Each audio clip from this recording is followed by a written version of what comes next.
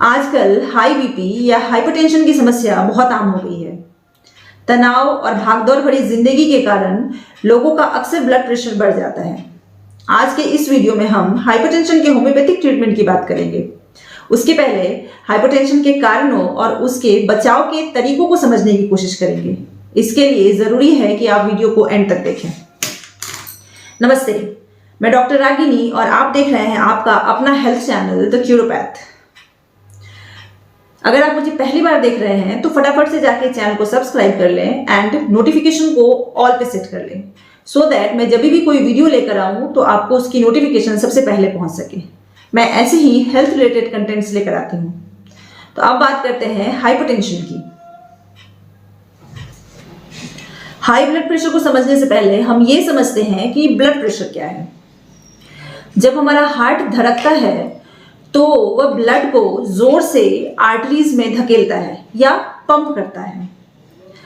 Blood को पूरी body में फ्लो कराने के लिए हार्ट को ब्लड फोर्सफुली आर्टरीज में धकेलना होता है एंड उस टाइम आर्टरी वॉल पे एक प्रेशर एक्सर्ट होता है। इसे ही हम ब्लड प्रेशर कहते हैं। अब ये ब्लड प्रेशर दो तरह का हो सकता है, systolic and diastolic blood pressure. जब हार्ट मसल्स कॉन्ट्रैक्ट होती हैं एंड ऑक्सीजनेटेड ब्लड को आर्टरीज में पंप करती हैं एंड उस टाइम जो आर्टरी वॉल पे प्रेशर एक्सर्ट होता है वो होता है systolic blood pressure. And normally 120 mm of Hg is systolic blood pressure and ये वही ब्लड प्रेशर होता है जिसकी वजह से हमें हार्ट बीट सुनाई देता है। Then we have diastolic blood pressure. जब दो हार्ट के बीच में मीन्स एक बार हार्ट ब्लड पंप करके जो थोड़ी देर के लिए रिलैक्स होता है एंड उसी रिलैक्सेशन पीरियड में जो आर्टरी वॉल पे प्रेशर एक्सर्ट होता है उसे ही हम डायस्टोलिक ब्लड प्रेशर कहते हैं। And generally diastolic blood pressure is less than systolic blood pressure. 80 mm of Hg is normal diastolic blood pressure. It means 120 by 80 mm of Hg is normal या फिर average blood pressure. लेकिन सभी का blood pressure यही हो ये जरूरी नहीं है। जनरली 110 to 140 के बीच में कोई भी सिस्टोलिक ब्लड प्रेशर को नॉर्मल माना जाता है एंड 70 to 90 के बीच में diastolic blood pressure is considered normal. तो अब ये समझ में आ गया कि 140 से अगर ब्लड प्रेशर बढ़ जाए, सिस्टोलिक ब्लड प्रेशर अगर 140 से बढ़ जाए एंड डायस्टोलिक ब्लड प्रेशर अगर 90 से बढ़ जाए तो उसे हम हाई बीपी या हाइपरटेंशन कंसिडर करते हैं। Now let's talk about causes of hypertension. वैसे तो हाई ब्लड प्रेशर के कई सारे कारण हो सकते हैं, लेकिन जो मोस्ट लाइकली कॉज है वो है गलत लाइफस्टाइल, गलत खान पान, टेंशन या फिर फैमिली हिस्ट्री ऑफ हाइपरटेंशन। इसके अलावा भी कुछ कॉजेज हो सकते हैं जैसे कि obstructive sleep apnoea, kidney disorder, adrenal gland tumour, congenital defect in blood vessels, कुछ medicines like birth control pills, obesity, less physical activity, exercise नहीं करना एंड कई बार फीमेल्स को ड्यूरिंग प्रेगनेंसी भी हाइपरटेंशन की प्रॉब्लम हो जाती है।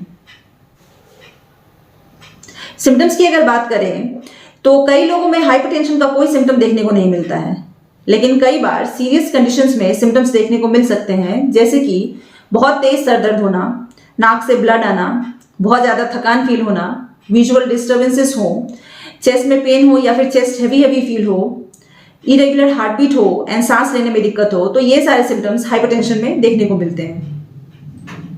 अब बात करते हैं होम्योपैथिक ट्रीटमेंट की। हाइपरटेंशन कई सारी सीरियस बीमारियों का कारण बन सकता है, इसके लिए इसका समय रहते इलाज कराना बहुत जरूरी है। हाइपरटेंशन के लिए एलोपैथी एंड होम्योपैथी दोनों में ट्रीटमेंट है। आज हम यहाँ बात करेंगे हाइपरटेंशन के होम्योपैथिक ट्रीटमेंट की। कुछ इंपॉर्टेंट होम्योपैथिक मेडिसिन एंड उसके हाइपरटेंशन में इंडिकेशंस डिस्कस करेंगे। जब आर्टरीज में कोलेस्ट्रॉल जमा होने के कारण आर्टरीज कॉन्स्ट्रिक्ट हो गई हो, सिस्टोलिक हाइपरटेंशन या systolic blood pressure diastolic blood pressure के कंपैरिजन में बहुत ज़्यादा हो, साथ में सर में दर्द हो, सर भारी भारी लगे और चक्कर आए, तो उस केस में हम पेशेंट को बराइटा म्यूर प्रिस्क्राइब करते हैं एंड स्पेशली तब जब एल्डरली पेशेंट्स में ये सारी कंप्लेंट हो रही हो। Then we have belladonna. Hypertension हो हेडेक के साथ, means hypertension with headache, throbbing pain हो, ऐसा लगता है जैसे सर की सारी नसें बहुत तेजी से फड़क रही हैं, फेस बिल्कुल रेड हो, एंड बीपी बढ़ने के साथ सर दर्द हो जो कि लाइट थोड़ा हिलने डुलने पे या काम करने से बढ़ जाए, एंड सर को टाइट बैंडेज या फिर किसी कपड़े से बहुत जोर से टाइट करके बांधने से सर दर्द में आराम मिलता हो, तो इस केस में बेलाडोना प्रिस्क्राइब करने पे बहुत अच्छा रिजल्ट मिलता है। नक्स वोमिका एक बहुत अच्छी होम्योपैथिक मेडिसिन है जो कि मॉडर्न लाइफस्टाइल एंड खान पान के गड़बड़ से होने वाली हाइपरटेंशन को कंट्रोल करती है। Excessive alcohol consumption, sedentary lifestyle, non vegetarian diet, smoking and बाहर का एंड जंक फूड ज़्यादा कंज्यूम करने में, ऐसी वजह से अगर किसी को हाइपरटेंशन की प्रॉब्लम होती है तो नक्स वोमिका बहुत अच्छा वर्क करती है। नक्स वोमिका के पेशेंट को गुस्सा बहुत ज़्यादा आता है एंड कॉन्स्टिपेशन की प्रॉब्लम परसिस्टेंट बनी रहती है, ठंडी बहुत ज़्यादा लगती है एंड इनकी सारी प्रॉब्लम सुबह के टाइम बढ़ जाती हैं। हाइपरटेंशन के पेशेंट्स जिनको सॉल्टी चीज़ें बहुत पसंद हैं, वैसे लोग जो अचार, नमकीन, खट्टी, मसालेदार और ऑयली चीज़ें खाने के शौकीन हैं, उनको प्यास बहुत ज़्यादा लगती है, मुंह बार बार सूखता है, सर दर्द बना रहता है एंड जिसकी वजह से विजुअल डिस्टर्बेंसेस होती हैं, हार्ट बीट फास्ट होता है, ऐसे पेशेंट्स को हम नाट्रियम यूरेटिकम देते हैं to control the high BP. वैसे लोग जिनको हाई बीपी की प्रॉब्लम हो, हार्ट बीट इरेग्युलर हो, पल्स फास्ट एंड इरेग्युलर हो, हल्का सा काम करने के बाद भी बहुत ज़्यादा कमजोरी महसूस होती हो, सांस लेने में दिक्कत होती हो, लेफ्ट साइडेड चेस्ट में पेन और हैवीनेस हो, सर में पीछे की तरफ मीन्स ऑक्सीपिटल रीजन में पेन हो, पूरी बॉडी में स्वेलिंग हो, टेंशन एंड एंग्जाइटी में प्रॉब्लम बढ़ जाए एंड फ्रेश एयर एंड आराम करने से बेटर फील होता हो, तो वैसे केस में हम पेशेंट को क्रेटेगियस ऑक्सीकेंथा प्रिस्क्राइब करते हैं। क्रेटेगियस एक बहुत अच्छी हार्ट टॉनिक भी है जो हार्ट के फंक्शनिंग को रेगुलेट करने में काफ़ी यूजफुल है। Then we have rauwolfia serpentina. Rauwolfia सर्पगंधा के रूट से बनाई जाने वाली एक होम्योपैथिक मेडिसिन है।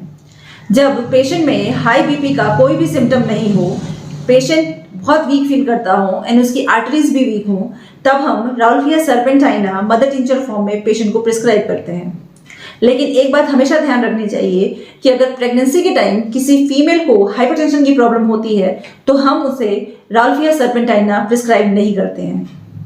तो ये थी कुछ होम्योपैथिक मेडिसिन्स जो हाइपरटेंशन को ट्रीट करने के लिए काफ़ी फायदेमंद हैं। लेकिन हाई बीपी को कंट्रोल करने के लिए आपको सिर्फ मेडिसिन पे डिपेंड नहीं रहना है, कुछ लाइफस्टाइल चेंजेस भी आपको करने चाहिए जो हाई बीपी को कंट्रोल करने में काफ़ी हेल्पफुल होंगे। जैसे फिजिकली एक्टिव रहें, डेली वॉक करें या हल्का फुल्का एक्सरसाइज करें, बॉडी वेट को कंट्रोल में रखें, smoking, alcohol consumption and caffeine intake नहीं करें, प्रॉपर नींद लें, स्ट्रेस को प्रॉपरली मैनेज करें and sugar, sodium, processed food and refined carbs come consume करें। आज के इस वीडियो में इतना ही। मेरा ये वीडियो आपको कैसा लगा कमेंट में लिख के बताएं। If you find this useful, then don't forget to share it with your loved ones. मिलूंगी द क्यूरोपैथ के नेक्स्ट वीडियो में किसी दूसरे हेल्थ रिलेटेड टॉपिक के साथ। जब तक आप अपना और अपनों का ख्याल रखें। Do take very good care of yourself and your family and keep supporting, keep watching.